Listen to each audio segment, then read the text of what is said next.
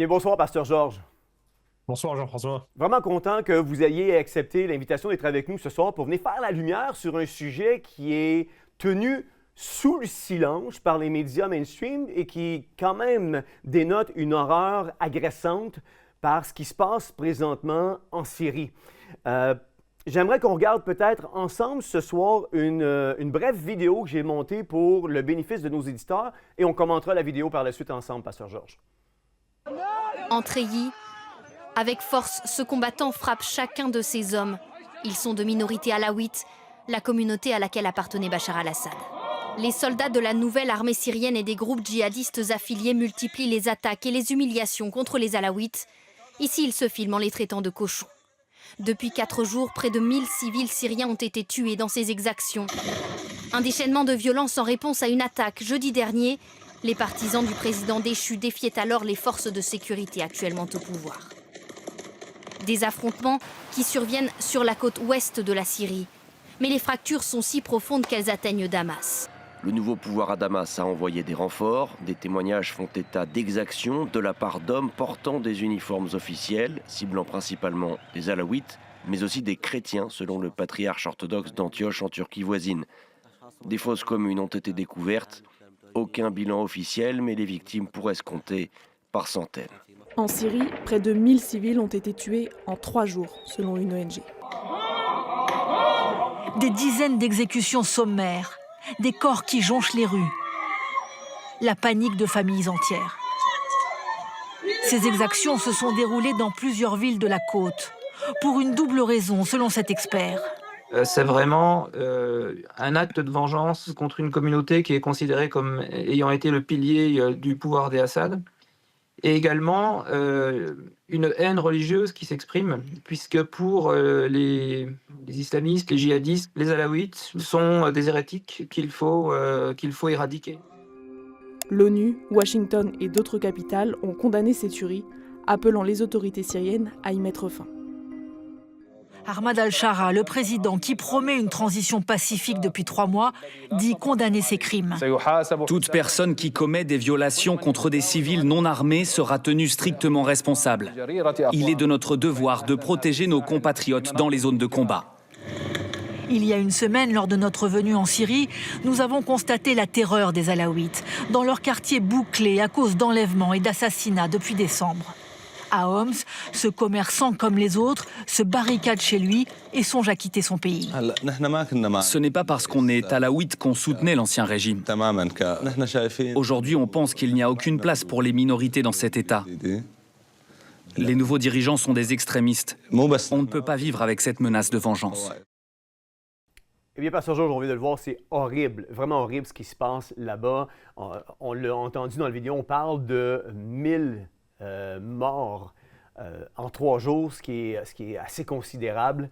Pasteur Georges, c'est assez complexe aussi. Vous venez de là-bas, vous êtes natif du Liban, vous venez de là-bas. C'est complexe la politique puis tout ce qui se passe en Palestine. Juste reprenons dossier par dossier et escaladons ensemble les différentes étapes pour mettre notre auditoire ce soir au courant de ce qui se passe là-bas. Dans un premier temps, ma première question pour vous, pour commencer, pouvez-vous nous expliquer qui sont les Alaouites, les Sunnites, les Chiites en Syrie et quels sont leurs rôles dans la politique et l'histoire du pays?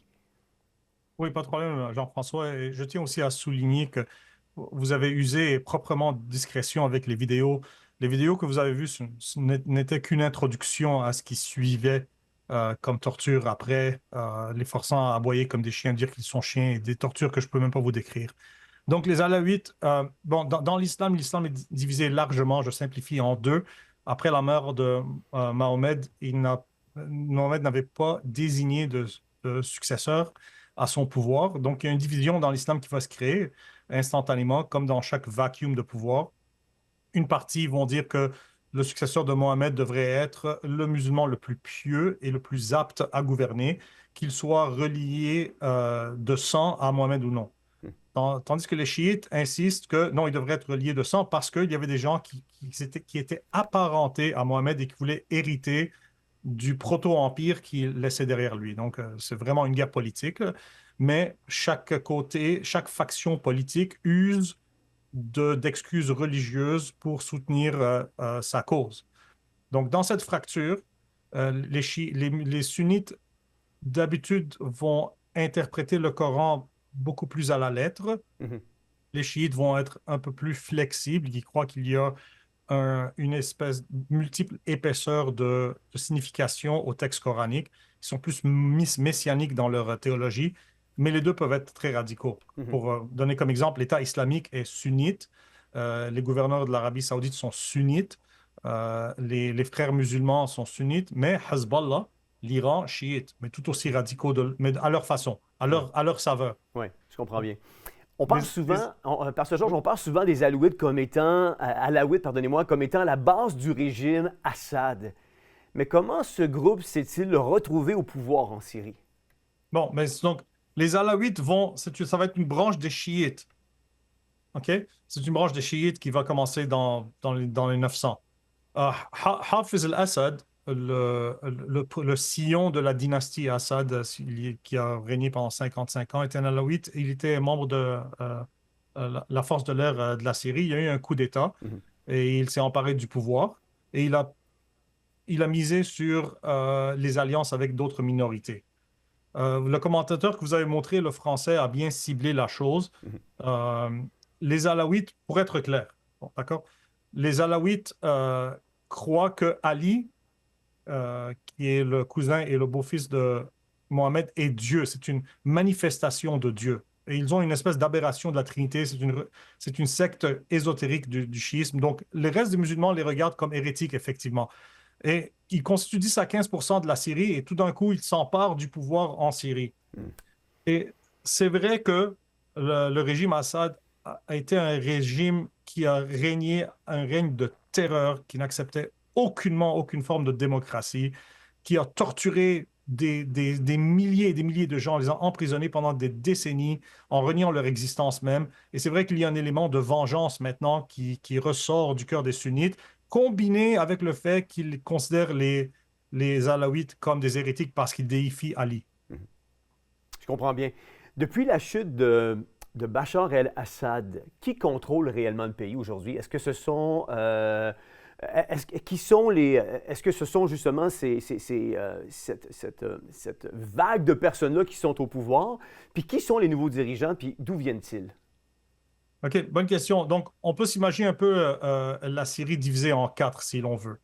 Le pouvoir principal maintenant, c'est Ahmed al-Shara, qui est sunnite et qui règne à Damas et sur la majorité du territoire syrien. Il est supporté par la Turquie. Donc, parce que Tayyip Erdogan rêve de ravifier l'Empire ottoman. Il n'y a pas si longtemps, la Syrie faisait partie de l'Empire ottoman. Donc, ça, c'est pas mal dans le centre du pays. Sur la côte méditerranéenne, le long de la mer, il y a ce qu'on appelle la région des Alaouites, dans les villes que vous avez vues sur votre carte dans la vidéo. Ça, c'est à l'ouest. À l'est de la Syrie, il y a les Kurdes, qui sont sunnites, mais qui cherchent toujours un État. Ils n'ont pas d'État. Ils ont des régions autonomes en Irak, et ils ont une région autonome à l'est de la Syrie, mais ils sont aussi présents en Turquie, et Tayyip Erdogan veut les éliminer complètement. D'ailleurs, si on se rappelle, Saddam Hussein a tenté un génocide contre les Kurdes. Et dans le sud, entre Israël et le reste de la Syrie, si l'on veut, il y a les Druzes, qui sont aussi un mélange d'islam et de pensée grecque et une religion qui est syncrétique. Donc, il y a ces 4 centres de pouvoir, mais présentement, celui qui tient les rênes, qui a le plus d'influence, c'est Ahmed al-Shara, et il tente de pallier les craintes des minorités, que nous voulons garder une Syrie intégrée, une Syrie complète et une Syrie non divisée. Mais quand le reste des minorités, ils sont un peu ambivalents parce que, d'une part, quand ils voient la terreur des sunnites, ils ont peur et ils vont lever le chant ou la devise de une Syrie unie parce qu'ils ne veulent pas être perçus comme des souverainistes. D'autre part, quand ils voient cette terreur, ils se disent on ne peut pas vivre sous eux. Donc, on voudrait être indépendant. Oui. Ouais. Pasteur Georges, c'est quoi les intérêts des puissances étrangères, notamment les États-Unis, la Russie, la Turquie, l'Iran, Israël dans ce conflit? Et comment ces pays influencent la situation actuelle sur le terrain, s'il y a influence de leur part, évidemment? OK, donc, Pour la Turquie, le désir, c'est de raviver l'Empire ottoman et d'être une puissance régionale comme qu'elle l'était. Aussi, ça va aider les négociations de Tayyip Erdogan avec l'OTAN, avec l'Europe, parce qu'il veut s'intégrer aussi à l'Europe et agir comme un peu médiateur entre Est et Ouest. Et il est sunnite, bien sûr. De la part de l'Iran, l'intérêt de l'Iran, c'était de créer un croissant chiite de l'Iran à l'Irak, à la Syrie, au Liban, chose qu'ils avaient réussi à faire pendant quelques années jusqu'à que Israël détruise Hezbollah et que le régime des Alaouites tombe, parce que les Alaouites sont chiites, rappelons-le. Pour l'Iran, c'était de raviver l'Empire perse. Bon, pour les États-Unis, Trump est un businessman, il cherche un intérêt économique. Il a en quelque sorte un compas moral où est-ce qu'il veut aider les minorités, ça on le voit. Mais Trump vacille entre intervention et isolationnisme traditionnel américain. Donc c'est un peu difficile à lire qu'est-ce qui se passe présentement. Bien sûr, la vraie politique se passe dans l'arrière-plan, on n'y a pas toujours accès. Et pour Israël, c'est de jouer sur ces conflits pour pouvoir survivre dans l'état précaire dans lequel ils sont entourés de musulmans voués à leur extermination religieusement. Est-ce qu'on peut parler d'un nouveau régime islamiste en Syrie? Puis quel groupe domine actuellement? Puis quel serait leur agenda selon vous, Pasteur Georges? C'est l'État islamique, si vous vous rappelez des années Obama, ouais. Il y a eu le cancer de l'État islamique qui se répandait à travers le Moyen-Orient très vite et qui ont commis un véritable génocide contre les chrétiens nominaux. En Irak, il n'y a quasiment plus d'Assyriens ou de Chaldéens, en Syrie aussi. Personne n'avait quasiment rien dit. Trump a arrêté l'État islamique. Ce que Ahmed al-Sharah fait, al-Joulani aussi, c'est que force est d'admettre que c'est un excellent stratège. Il a changé d'habit. Il ne porte plus l'habit, il ne porte plus la grosse barbe et le turban et l'habit taliban de l'État islamique. Il se présente avec une cravate bien énoncée. Il a même accepté de saluer la main d'une diplomate allemande. Donc, il rassure l'Europe en tenant un discours démocratique envers l'Europe. Il sait très bien ce que l'Europe veut entendre. L'Europe se hâte de travailler avec lui. Et ici, je souligne l'hypocrisie à saigner du nez de telles organisations comme la Cour internationale criminelle qui voulait arrêter Netanyahou, mais qui ne dit rien concernant un véritable quasi-génocide qui s'opère présentement contre les Alaouites, ainsi que les chrétiens. Voici la raison pourquoi, théologiquement, cette haine que les sunnites ont pour les Alaouites va se transmettre aux chrétiens du Moyen-Orient pour deux raisons. D'un, comme je dis, parce que les Alaouites étaient minoritaires sous le règne de Assad. Assad a dû faire des alliances avec les minorités, tout comme Saddam Hussein avait fait en Irak. Donc, étant donné que les Alaouites ont régné avec un bras de fer et ils étaient alliés aux chrétiens, il y a une sorte de vengeance contre les chrétiens parce qu'ils avaient été aussi un pilier de ce régime. Mais les chrétiens se devaient de le faire pour pouvoir survivre.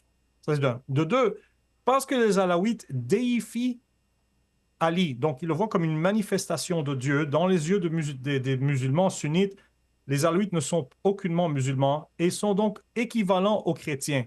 Parce que pour nous, selon la Bible, Jésus-Christ est Dieu. Donc, si tu te mets un peu dans l'esprit du sunnite, et même de beaucoup de chiites, mais du sunnite, comme Al-Joulani présentement, moi, j'ai le droit de torturer, de tuer l'Alaouite parce qu'il croit qu'un homme est Dieu. Dans ce cas, c'est Ali. Mais le chrétien, lui, il croit aussi qu'un homme est Dieu, Jésus. Donc, la même justification théologique qui me permet d'exterminer l'Alaouite, combien plus me permet-elle d'exterminer le chrétien? Saisi. J'aimerais vous emmener maintenant avec toute l'horreur qui se passe présentement en Syrie. Que savons-nous précisément des massacres qui ont lieu contre la communauté alaouite et chrétienne en Syrie depuis les dernières semaines? Bon, de ce que je peux vous dire de Syriens que je connais, Syriens chrétiens, au tout début, quand les hordes de Al-Joulani se sont répandues dans le pays, qui sont sortis d'Idlib, dans l'absence des forces syriennes alaouites, ça a commencé. Il y a eu quelques conflagrations, disons. Il y a eu quelques persécutions. Déjà, c'est assez sérieux. Ils rentrent, par exemple, des amis me disaient, ils sont rentrés dans la maison de leur famille en Syrie. Et là, ils leur disent, votre maison est trop grande pour vous. Vous n'avez pas besoin de toutes ces pièces. Vous allez vivre dans ces pièces de la maison et nous allons nous installer dans ces pièces de la maison. Et tout ça, ça a commencé quand même lentement parce que Al-Jolani voulait gagner cette légitimité internationale. Mais maintenant que les Alaouites ont fait une contre-attaque, il a une excuse dans la main et de ceux qui l'obéissent pour aller se venger. Donc là, on passe à des actes d'horreur. Oui, il y a eu aussi des chrétiens qui ont été abattus, des chrétiens qui ont été torturés. Beaucoup d'entre eux, ainsi que des Alaouites, se cachent maintenant dans une base militaire russe en Syrie. Ouais.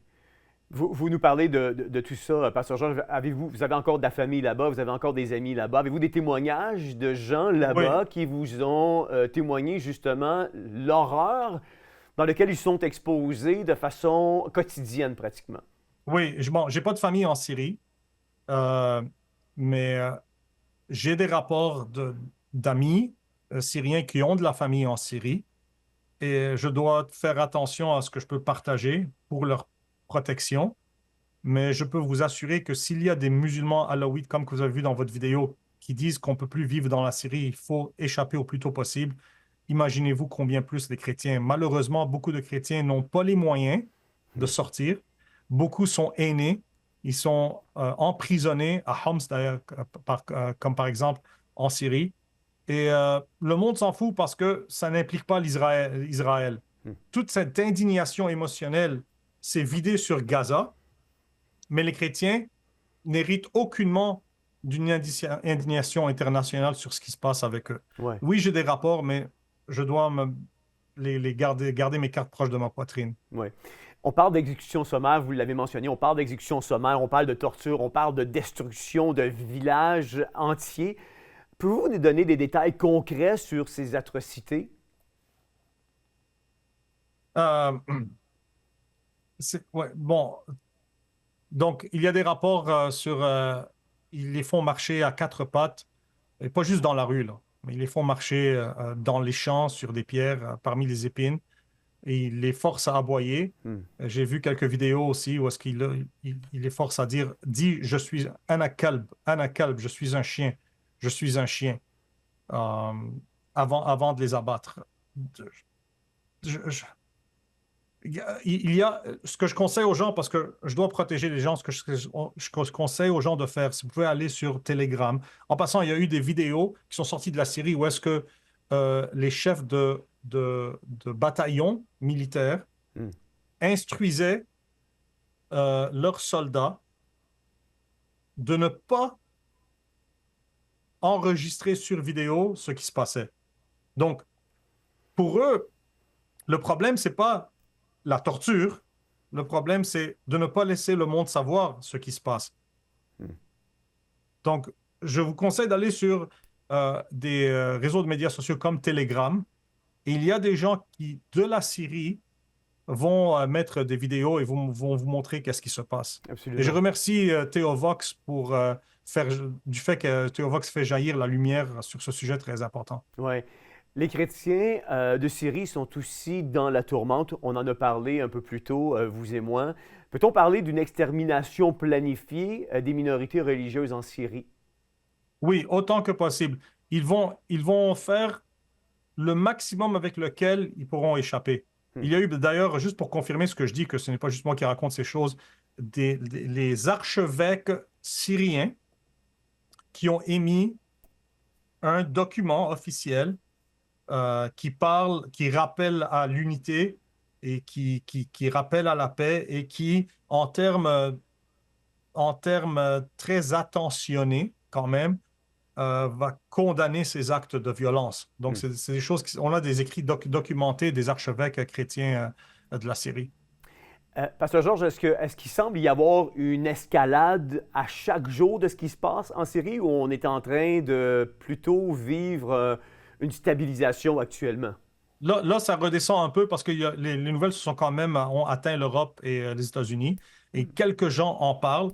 Il y a eu une délégation des Nations Unies qui est descendue pour regarder dans les rues qu'est-ce qu'il en était. Le jour d'avant, des soldats syriens en uniforme médical descendaient dans les rues, ramassaient les cadavres avec des tracteurs, les empilaient dans des pick-up, dans des camions de pick-up et les enlevaient et nettoyaient les rues de sang pour que la délégation des Nations Unies ne puisse rien voir. Donc, pour l'instant, je pense que comme chef militaire, Ahmed al-Shara réalise qu'on ne peut pas pousser trop vite, trop fort. Il y a eu une explosion de rage à cause de la contre-attaque alawite. Maintenant, ce qu'il fait, c'est qu'il va réprimander quelques-uns de ses soldats pour dire au monde, ben voilà, c'est quelques-uns qui étaient déchaînés, mais on les a retenus. Il y a même une conférence de donateurs qui se tient maintenant en Europe et le nouveau ministre des Affaires étrangères de la Syrie y est invité pour recevoir des donations. Rappelons que dans l'islam, il y a chiite et sunnite, il y a un principe qui s'appelle al-taqiyya, la taqiyya, et c'est le principe de la défense par occultation. Donc, pour faire avancer notre but religieux, pour faire avancer l'islam, si l'islam est sous menace, et menace est très largement définie, si l'islam est sous menace quelconque, on a le droit religieusement de duper, de tricher, de miroiter, de faire paraître qu'on est une chose pendant qu'on est une autre chose. Ça c'est codifié même dans les écrits religieux musulmans. C'est une des raisons pourquoi on ne peut pas faire confiance à ce qui se dit et il faut s'en tenir aux témoignages des minorités qui sont sur place. Ouais. En passant, je voudrais dire quelque chose. Comme confirmation des choses que j'ai dites dans le passé, souvent à Théovox. Là, les Alaouites, qui étaient, comme vous l'avez bien dit, le pilier du gouvernement tyrannique des Assad et qui était anti-Israël à l'os. La Syrie avait permis à son territoire d'être utilisé comme un corridor de transport d'armes de l'Iran au Liban pour que Hezbollah attaque Israël. Ces Alaouites qui étaient voués acharnément à la destruction d'Israël ont maintenant émis par leurs meneurs religieux une demande officielle de protection. Vous savez à qui? À Israël. Venez nous protéger. Les ennemis d'Israël maintenant demandent la protection d'Israël. Les Druzes dans le sud aussi demandent la protection d'Israël, officiellement. C'est une des raisons pourquoi Ahmed al-Shara a très peur. Il ne veut pas que la Syrie se divise et que le sud devienne un État indépendant et un État tampon entre l'État islamique sunnite et Israël comme tel. Donc les minorités musulmanes invoquent Israël pour sa protection. Les chrétiens ont trop peur de le faire parce que les musulmans, vraiment, ils iraient avec des épées contre nous. Mais chose à observer. Ouais. Donc, si ces minorités-là avaient tellement peur du génocide juif, pourquoi invoqueraient-elles la protection d'Israël? Il y a le président intérimaire, ça me fait sourire, Ahmed al-Shara, qui prétend vouloir instaurer un état de droit. Mais ces massacres se produisent sous son régime actuellement. Voilà. Est-ce qu'il est complice ou dépassé par la situation, selon vous, Pasteur Georges? En résumé, il est complice. Et c'est très convenient de pouvoir dire, il y a quelques déchaînés et le pays est en transition, on ne peut pas les retenir, c'est les gens qui se défoulent. Rien n'a changé avec Ahmed al-Shara. Il tient toujours à ses convictions religieuses. Je crois juste qu'il a grandi en sagesse. Il sait maintenant comment jouer l'Occident. Les Arabes sont excellents en propagande. Ils savent où aller chercher les compassions et les points émotionnels de l'Occident. Oui. Ça fait partie de sa conviction religieuse et rien n'a changé. Et la preuve en est ce qui se passe maintenant. Ouais. On l'a vu d'entrée de jeu avec la vidéo qu'on a regardée pour mettre la table à notre discussion de ce soir. L'ONU et les grandes puissances dénoncent actuellement ces massacres. Mais selon vous, y a-t-il réellement une volonté d'intervenir pour protéger les minorités en Syrie ou on fait juste dénoncer à haute voix sans nécessairement porter aucune action pour protéger ces minorités? Dénoncer, ça ne coûte rien. Ça ne coûte rien dénoncer. On paraît bien. Comme j'ai dit, le ministre des Affaires étrangères est invité à une conférence de donateurs en Europe. Donc, beaucoup de pays européens ont enlevé la Banque syrienne nationale de leur liste d'institutions financières qui sont qui sont bloquées de travailler internationalement.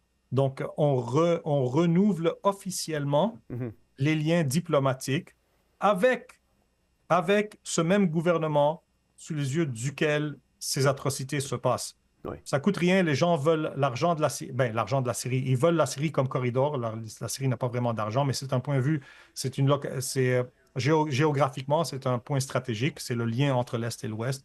Et c'est la seule raison, parce qu'il y a de l'argent là-dedans. Je comprends. Ça m'amène à vous emmener maintenant. Comment vous pouvez, comment qu'on peut justifier le pourquoi les médias mainstream restent autant silencieux face à ce qui pourrait être un génocide en Syrie? Parce qu'il y a un algorithme international d'un complot anti-zioniste. Le vrai complot est anti-zioniste. Et voici la preuve. On dit dans les médias maintenant, c'est un adage, on dit no Jews, no news. Ça n'incite pas l'indignation des gens parce qu'il n'y a pas de juifs à malifier et à démoniser aux yeux du monde. Beaucoup de ces médias sont financés par des institutions islamiques, donc ils ne veulent pas perdre leur financement qui vient d'États et d'organisations musulmanes. Ils ont peur de leur démographique musulmane qui augmente en Europe et dans l'Ouest. Et parce que aussi le diable n'aime pas les chrétiens. Beaucoup d'entre eux sont des chrétiens nominaux. C'est malheureux parce qu'une chose que si je voudrais dire d'un point de vue théologique, c'est que comme chrétien, moi je suis un pasteur évangélique, je lis la Bible m'interdit de faire des icônes et des images et des statues. Et ça me permet de témoigner aux musulmans et de lui dire que nous avons la vérité parce que j'aime les musulmans et je veux le salut de leurs âmes. Donc, mais ils sont plus prêts à accepter mon message quand je leur dis nous n'avons pas d'icônes et pas d'images. Malheureusement, beaucoup de chrétiens au Moyen-Orient, c'est des chrétiens nominaux, de non seulement, et ils ont des images et des icônes. Donc, quand le musulman arrive, et on a vu des vidéos déjà qui coupaient les têtes des statues de Marie et qui insultaient Marie comme étant une femme qui a commis de la fornication, quand ils rentrent dans des églises et qu'ils voient des icônes et des images et des statues, ils se disent, ben, voici la preuve que les chrétiens sont en effet païens, donc nous sommes justifiés de Dieu de les persécuter. Donc, si au moins on obéissait à la Bible, et on interdisait les icônes et les images, ce serait beaucoup plus facile pour les chrétiens de survivre au Moyen-Orient et d'aller chercher les musulmans avec l'évangile du Seigneur Jésus-Christ. Dernière question, Pasteur Georges, en 30 secondes. Est-ce que, selon vous, les médias façonnent la perception du conflit présentement en Syrie? C'est tellement... Ce qui se passe maintenant est tellement grave et clair à l'œil nu que façonner, ça va leur être un peu difficile, mais ce qu'ils vont faire, c'est l'ignorer. Ouais. C'est l'ignorer. Et malheureusement, c'est toujours les chrétiens qui en payent le prix. Nous sommes la minorité du Moyen-Orient. On n'existe quasiment plus en Irak, on n'existe quasiment plus en Syrie, on n'existe quasiment plus... Au Liban, ça diminue. Il reste le Liban, les amis. Donc, je vous en prie de vous rappeler des chrétiens du Liban et de garder en tête qu'il y a un lien entre... Vous savez qu'il y a tellement de Libanais au Québec, et on aime le Québec, c'est à cause de notre arrière-plan chrétien. C'est vrai que le Québec a perdu beaucoup de cet arrière-plan, mais c'est cet arrière-plan qui aide le Libanais à s'intégrer à la société québécoise et aux yeux de l'islam, parce qu'ils nous perçoivent comme chrétiens. Donc le Québécois peut bien se dire que ben, je suis athée, nous faisons partie d'un État qui est laïque, mais aux yeux de l'islam, vous êtes chrétien, ça ne dérange pas, et ils nous associent. Donc, on est associés aux yeux de l'islam, qu'on le veuille ou non, et on est bien de s'entraider et de se supporter. Merci beaucoup, Pasteur Georges, d'avoir été avec nous ce soir pour nous relater les faits de ce qui se passe présentement en Syrie. C'est vraiment bien apprécié. Ça fait plaisir, que Dieu vous bénisse. Soyez bénis. Vous savez, dans le psaume, le chapitre 11, verset 3, va nous dire « Quand les fondements sont renversés, que peut faire le juste? » Aujourd'hui, nos frères et sœurs en Syrie subissent l'horreur du chaos et de la persécution. Je veux nous encourager à prier pour eux pour qu'ils trouvent leur force et leur refuge en notre Seigneur Jésus-Christ. Mais fermons pas les yeux non plus sur l'aveuglement de nos propres nations qui sombrent de plus en plus dans ce narratif qui vient à l'encontre des valeurs chrétiennes. Vous savez, l'Europe et le Canada s'effondrent aujourd'hui dans une crise énergétique qu'elle refuse de voir. Notre prochain invité nous expliquera comment cette stratégie suicidaire façonne dorénavant l'avenir du monde.